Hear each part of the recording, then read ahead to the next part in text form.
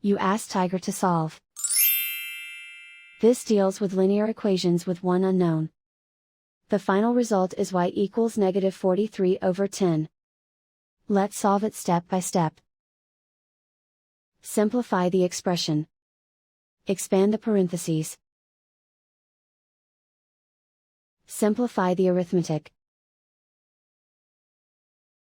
Swap sides.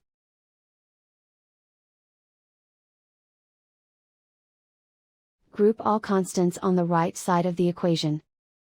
Add 3 to both sides. Simplify the arithmetic.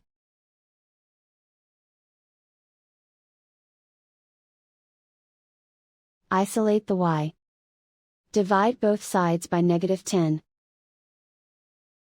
Cancel out the negatives. Simplify the fraction. Move the negative sign from the denominator to the numerator. And so the final result is y equals -43/10.